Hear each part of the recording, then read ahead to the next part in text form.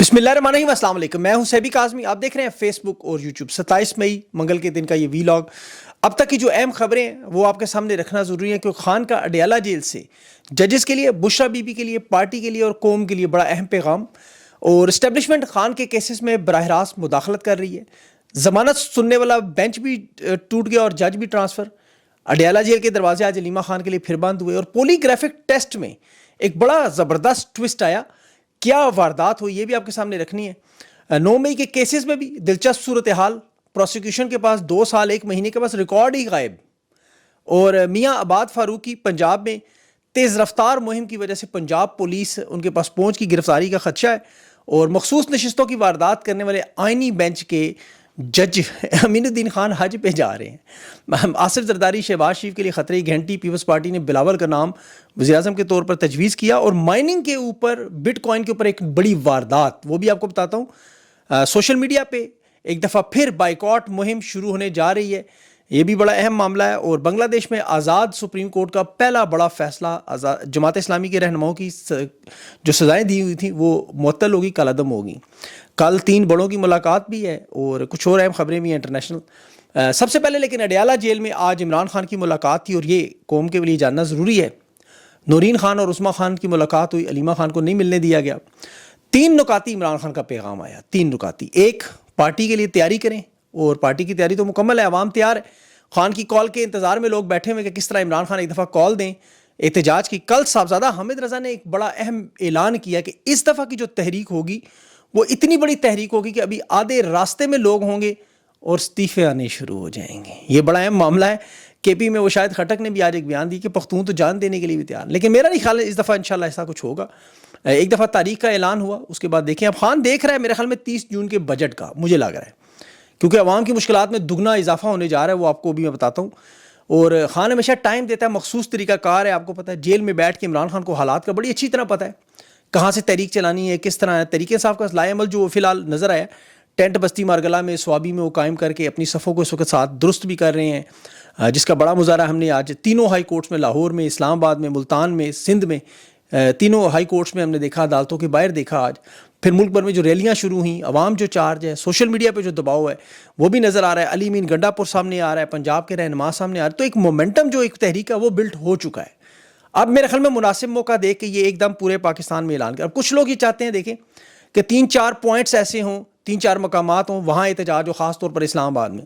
मेरे ख्याल में ये एहतजाज का मामला जो इमरान खान ने पूरे पाकिस्तान में की ज़्यादा मौसर है, क्योंकि ये ताकतवर लोग अजदहे की तरह, आपको पता है, इस्लामाबाद को घेर लेते हैं, फिर किसी एक पॉइंट पर खून की होली खेलते हैं।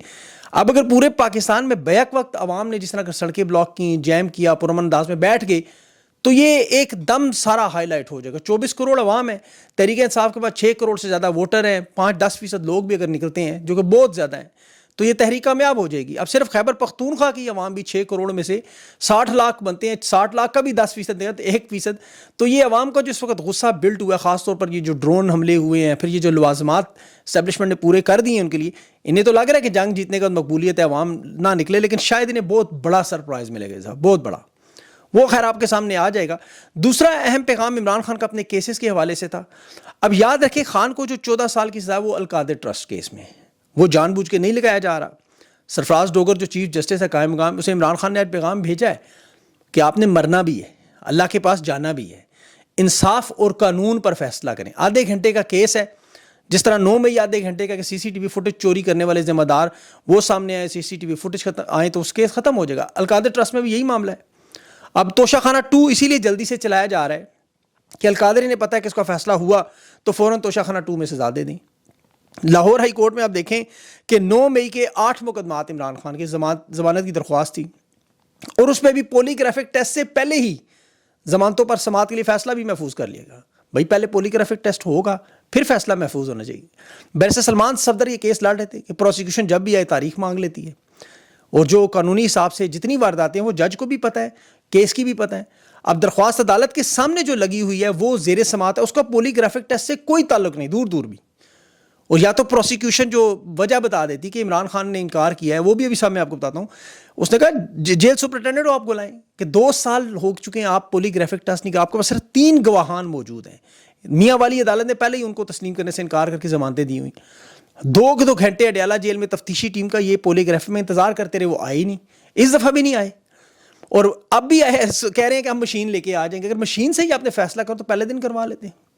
بھئی 8 مقدمات میں ضمانت منظور ہونی چاہیے تاکہ عمران خان کی رہائی, یہ کیس ویسے ہی اڑ جانے. اب تو یہ کیسز کے حالات تو بڑے سادے سے ہیں. پولیگرافک ٹیسٹ میں دیکھیں, ابھی جو ٹاؤٹ صحافیوں نے, عدالتی ججز نے 3 دن سے شور مچایا ہوا تھا کہ جی عمران خان پولیگرافک ٹیسٹ نہیں دے رہا, ہم ان کو جھوٹ پکڑنا چاہتے ہیں. کہ ٹاؤٹ صحافی لکھتے ہیں جی خان ڈر گیا, خان بھاگ گیا. وہ عثمان بخاری نے تو یہاں تک کہہ دیا تھا کہ عمران خان سے ان کی نجی زندگی کے بارے میں پولیگرافک ٹیسٹ کروائیں. عمران خان نے تو خیر اس کے جواب میں بڑا آسان کہ شہباز شریف سے پوچھ لے پولیگرافک ٹیسٹ پہ کہ فارم 45 47 کس کا وزیر اعظم. لیکن مریم نواز صاحبہ کا ایک ٹیسٹ ہونا چاہیے, ضرور ہونا چاہیے. ابھی لاہور میں جو انسداد دہشت گردی کی عدالت میں پولیگرافک ٹیسٹ پہ جو معاملہ سامنے آیا کہ سپرنٹینڈنٹ اڈیالہ جیل نے ملنے ہی نہیں دیا ٹیم کو. بیرسٹر سلمان صفدر بھی انتظار کرتا رہا وہاں.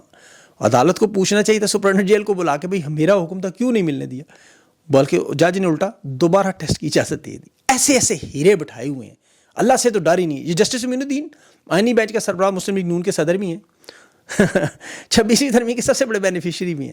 مخصوص نشستوں کے کیس میں ریمارکس دیکھیں بے شرمی کی انتہا کہ بلے کا نشان قاضی فائز نے چھینا, اسے پتہ ہے. انٹرا پارٹی الیکشن کمیشن نے تسلیم کیا, اسے پتہ ہے. عمران خان کو نااہل کیا گیا, اسے پتہ ہے. کہ کیوں لوگ امیدوار دستبردار کی, سب جانتا ہے. لیکن یہ کہتا ہے کہ تحریک انصاف نے خود ہی فرض کر لیا کہ وہ ایک سیاسی جماعت نہیں ہے. مخصوص نشستوں کے لیے اپلائی کیوں نہیں کیا؟ جیسے اپلائی کرتے تو اس نے دے دینی تھی.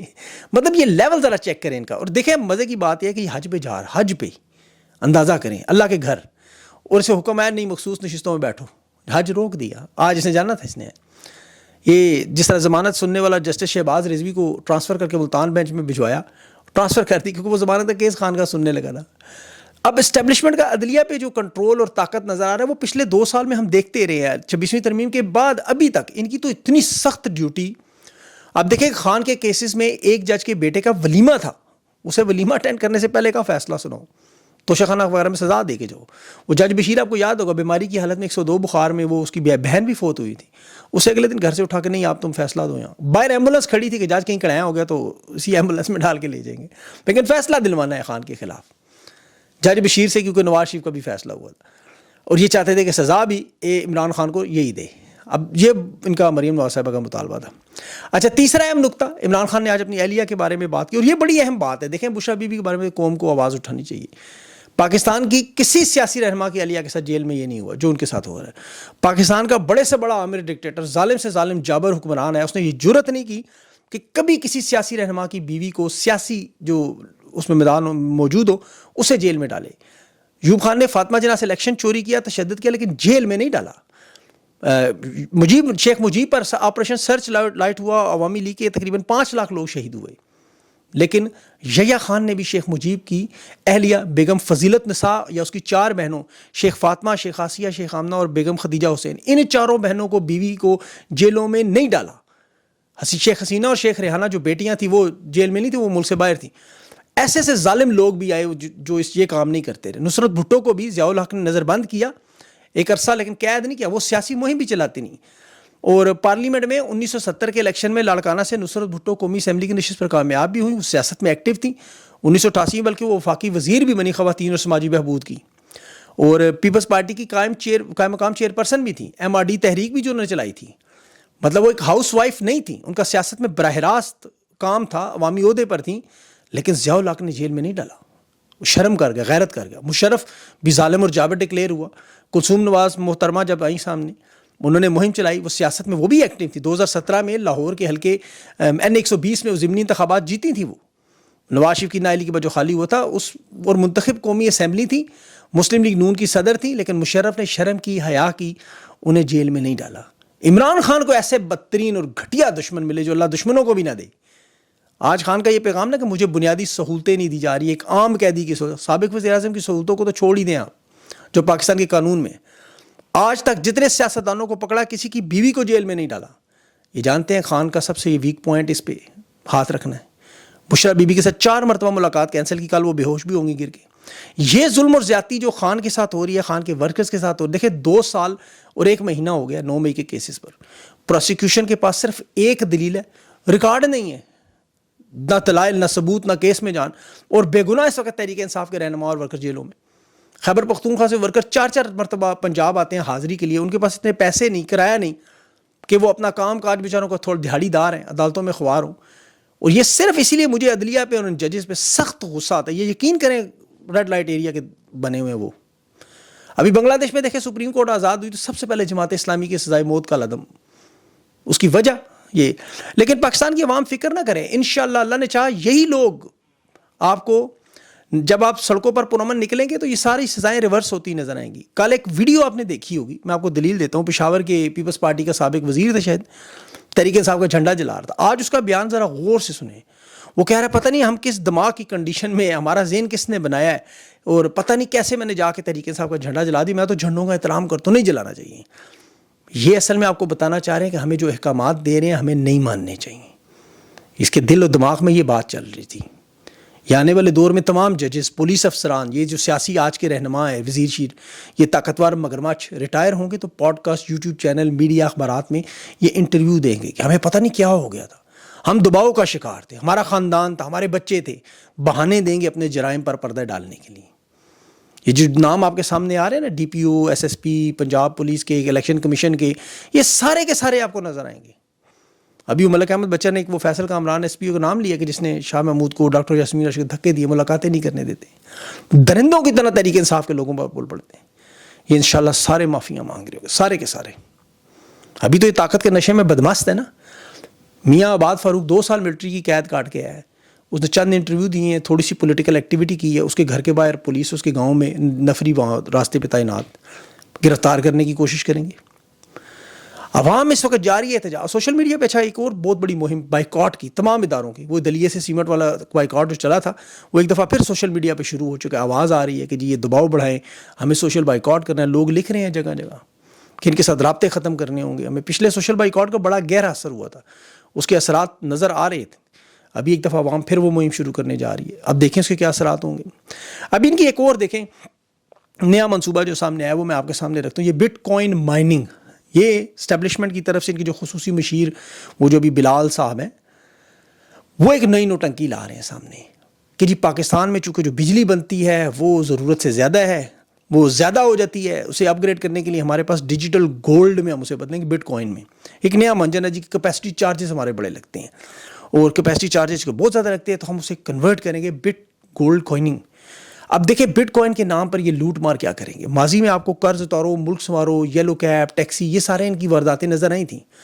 اب بٹ کوائن مائننگ کے لیے پاکستان میں بجلی کی قیمت 60 روپے فی یونٹ ہے, جو تقریباً 22 سینٹ بنتی ہے کلو واٹ کے حساب سے.